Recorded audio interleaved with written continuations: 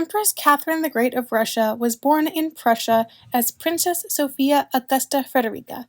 At 15, she moved to Russia as part of a marriage alliance between the two nations, through her wedding to Peter, the heir to the Russian throne. Sophia was baptized into the Russian Church and given the new name of Catherine. As described by Henriette Troyat in his book Catherine the Great, she was debaptized, rebaptized, uprooted, and transplanted and Russianized. She had undergone a metamorphosis. Catherine dedicated herself to being qualified to be empress, and often stayed up throughout the night practicing her new Russian language until she could master it. However, this had a harsh effect on her life, and she contracted pneumonia and nearly died. While bedridden, her mother offered to bring her a priest, to which she replied, "I don't want any Lutheran. I want my Orthodox father." This devotion to her new country won her great respect from the current Empress Elizabeth and the entire court, especially since her father, who was a devout German Lutheran, had greatly opposed Catherine's conversion to Russian Orthodoxy. Shortly after she turned 16, Peter and Catherine were married, and she became Grand Duchess. However, their marriage was unhappy, and it was believed to have remained unconsummated for many years. Eventually, Catherine gave birth to a son and heir. However, scholars question whether the future Paul I was the legitimate heir to Peter III. Rumors were circulating around court at this time that Catherine had taken Sergei Saltykov as her lover at the time that Paul would have been conceived. Despite this, however, Peter never publicly questioned his son's paternity and claimed the child as his own. Catherine's time as a mother was short-lived, for as soon as she gave birth, her child was taken from her. Empress Elizabeth had decided that she would care for the child and took him from his parents. The Marquise de Hospital wrote that this child is the Empress's own. She had exchanged the Grand Duchess's son for hers, and as a result, he hardly knew his mother and would grow up despising her. Empress Elizabeth died 17 years into the marriage, and the couple succeeded to the throne as Emperor and Empress of Russia. Shortly into the reign of Peter III, it quickly became apparent how weak of a ruler he was, and that he would not live up to the expectations set by his grandfather, Peter the Great. Peter was not born with any expectations of becoming emperor, but after his aunt Elizabeth succeeded to the throne in 1941, he was forced to move to Russia and was proclaimed her heir at 13 years old. Peter hated Russia and held extreme pro-Prussian ideals. This significantly impacted his popularity at court. At the time of Peter III's succession, Russia fought against Prussia during the 7 Years' War. They were on the brink of victory when the new emperor decided to withdraw from the war and offered Prussia a peace treaty, which returned much of the land that Russian soldiers had died to win. He then changed the color of the Russian military coats from green to Prussian blue. Catherine, on the other hand, despite being born in Prussia herself, dedicated herself to her new homeland and was a strong Russian nationalist.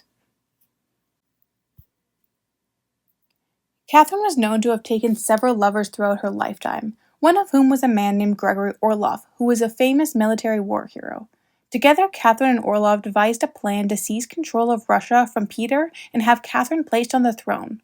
They gained the support of the military, and when the time came, Catherine led the army herself in a green Russian uniform and had her husband arrested and forced to sign the document of abdication.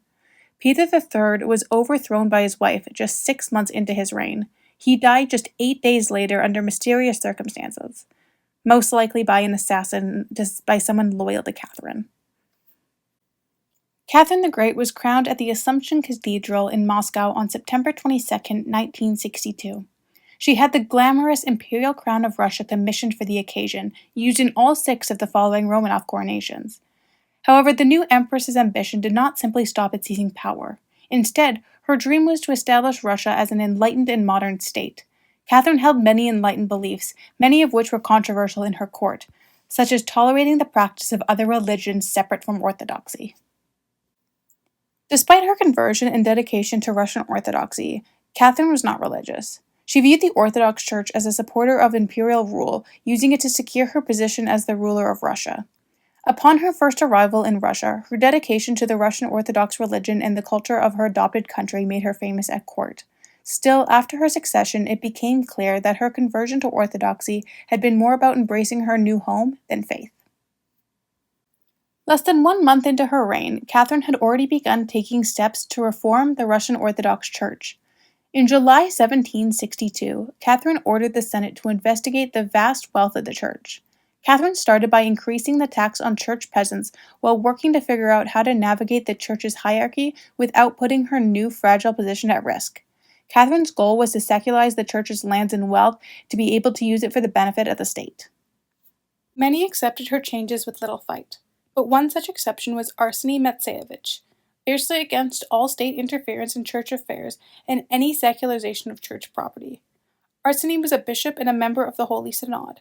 As a man with much to lose as a result of Catherine's politics, he declared that anyone who challenged the church's right to property was enemies of the church, who stretched out their hand to snatch what had been consecrated to God. They wanted to appropriate the wealth formerly given to the church by children of God and pious monarchs. Arseny, however, underestimated Catherine's power, as much of the upper nobility desired more access to church lands and agreed with Catherine that the church's wealth should be used for secular purposes. Arseny was stripped of his office and imprisoned for the rest of his life.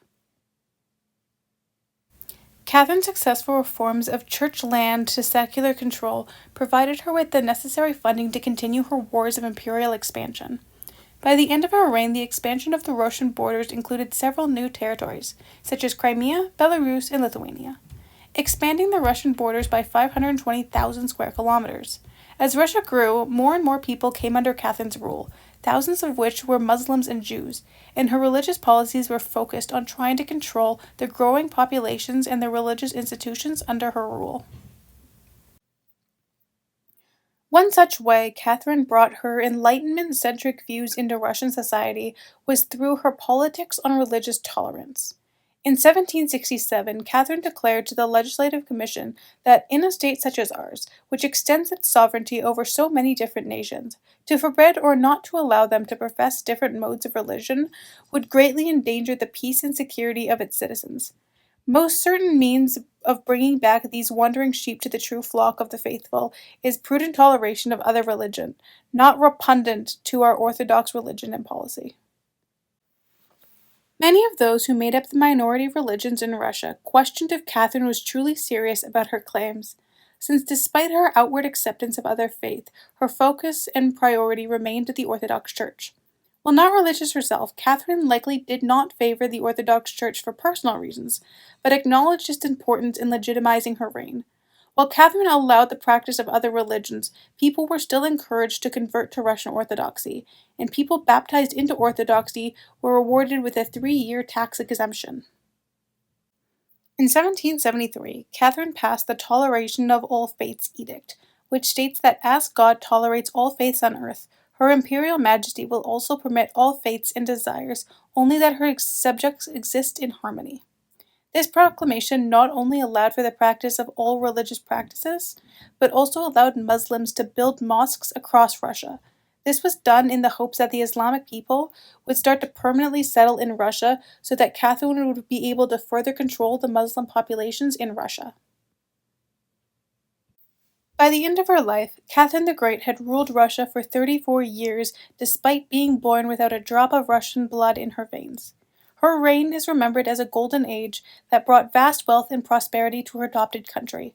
While she may not have entirely transformed Russia into the enlightened nation that she had once had hoped, her religious reform policies undoubtedly transformed the country by stabilizing the different minorities under her rule and allowing Russia a firmer grasp on its conquered nations.